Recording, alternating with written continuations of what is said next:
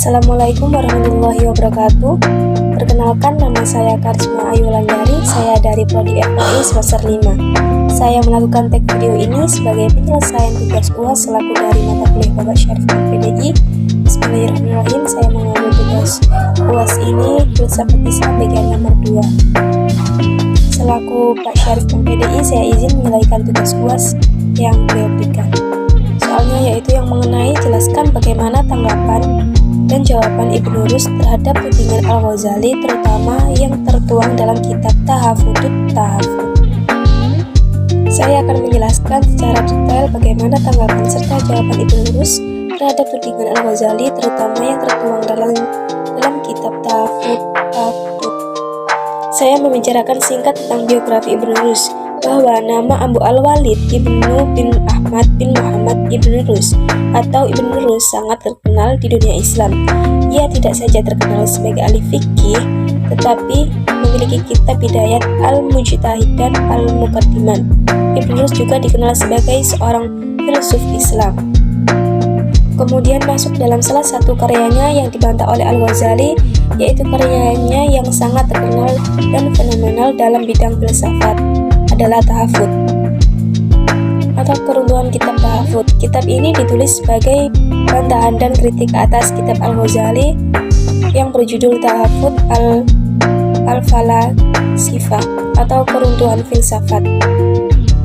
Tetapi tidak ada catatan persis kapan Ibnu Rus menulis kitab Tahafut At-Tahafut, tetapi yang jelas jika memiliki kitab yang lain seperti Al-Fas Al-Makamal Minna Baina Al-Hikmati Ba'asyariati Min Al-Hijja atau kata pemutus tentang pertemuan agama dan filsafat dan Manahij Al-Ibtilah metode pembuktian. Kitab ini ditulis saat Ibnu Rus mencapai puncak kematangan rasional serta berpikir kira-kira saat berusia 50 tahun ke atas.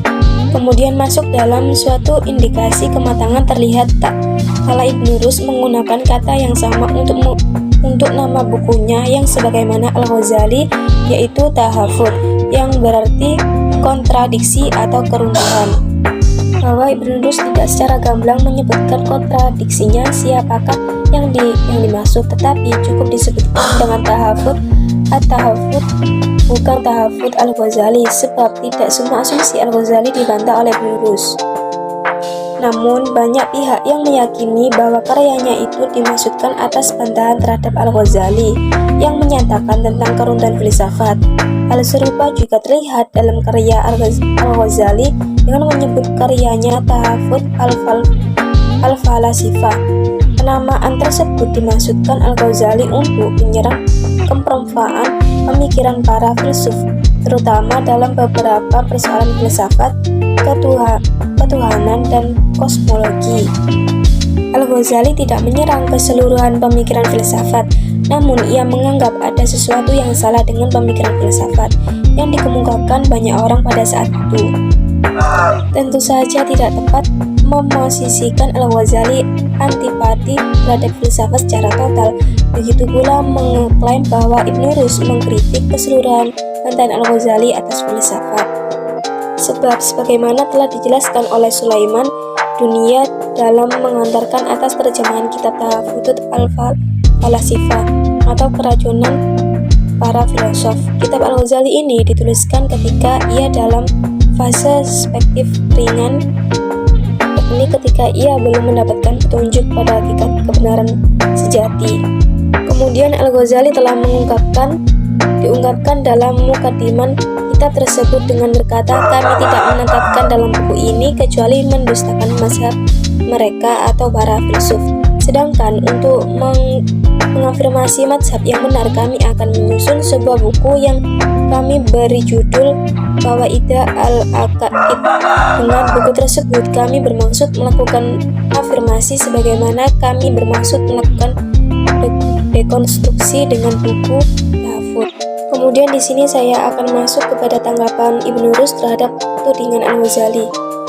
Ada kata dari Sulaiman Dunia, kitab Tahafudz Al-Falasifah Al-Ghazali tidak bisa dijadikan sasaran untuk membantah atau menyerang Ibnu Rus, melainkan para ahli filsafat. Dalam karya itu Al-Ghazali justru menyerang pandangan para filsuf barat yang keliru dalam memahami keazilan Allah, ujarnya. Kemudian sementara itu Ibnu Rus dalam karyanya ini menguatkan faktor yang menjadi pemicu kritik Al-Ghazali atas filsafat adalah Ibnu Sina yang tidak menjabarkan secara komprehensif, terutama tentang filsafat, ketuhanan, dan kosmologi. Sehingga pada dasarnya kitab ini pun selain ditujukan sebagai sanggahan Tahafudz Al-Falasifah, cara tak langsung juga membantah pemikiran Ibnu Sina. Kemudian jika ditelusuri lebih jauh, terdapat perbedaan antara Ibnu Rus, Al-Farabi, dan Ibnu Sina pada pengaruh ide-ide neoplatonisme. Lebih sedikit dipengaruhi oleh ide neoplatonisme. Ia menolak ide penciptaan dari tiada dan menetapkan keabadian materi. Kemudian dalam kitab ini Ibnu Rus menyanggah asumsi Al-Ghazali. Dalam simpulannya Al-Ghazali menetapkan 20 persoalan, 17 masalah diantaranya oleh Al-Ghazali yang telah dikategorikan tidak. Kemudian di akhir bukunya ada 3 perkara yang disimpulkan Al-Ghazali akan menyebabkan kepada kekufuran.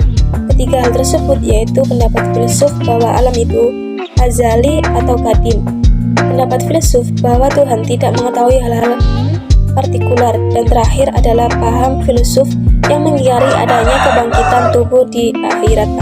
Kemudian menariknya ketajaman berpikir Ibnu Rus dengan menggunakan akal rasional dapat diselarakan dengan penafsiran agama secara rasional, sekalipun interpretasi yang dihasilkan tetap sejalan dengan sumber agama yaitu Al-Quran dan As-Sunnah.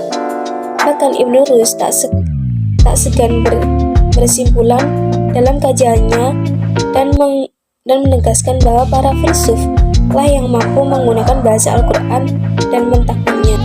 Ibnu Rus berusaha melakukan klarifikasi atas persepsi Al-Ghazali. Pembelaan terhadap para filsuf dilakukan dengan mengklarifikasi keberadaan filsafat dan merumuskan harmonisasinya dengan agama. Menurut Ibnu Rus, syariat merupakan jalan hidup yang benar, maka tentu menyuruh mempelajari sesuatu yang benar pula. Tidak terdapat pertentangan antara syariat dan filsafat. Bahkan agama menyerukan umat manusia untuk berpikir dan berfilsafat, karena sejatinya kebenaran tidak akan berlawanan dengan kebenaran yang lain. Sebaliknya juga akan semakin menguatkan, dan jika sesuai itu tidak ada persoalan, tetapi jika berselisih harus dilakukan takwil sehingga bisa sesuai dengan pendapat akal. Terdapat beberapa ayat-ayat yang menyuruhkan menggunakan akal untuk memaksimalkan peran akal. Kemudian di sini dapat disimpulkan bahwa Ibnu Rus menyanggah argumen Al-Ghazali dengan karyanya berjudul Tahafudz Al-Tahafudz. Menurutnya bukan argumen filsuf muslim yang sesat pemikirannya, melainkan pemikiran Al-Ghazali yang keliru atau rancu dalam menanggapinya. Baik, terima kasih. Saya selaku mahasiswa yang menyelesaikan tugas-tugas dari Bapak Syarif PDI. Mohon maaf jika ada salah kata dalam penjelasan saya. Saya akhiri, akhirul kalam, ihdinas siratal mustaqim. Wassalamualaikum warahmatullahi wabarakatuh.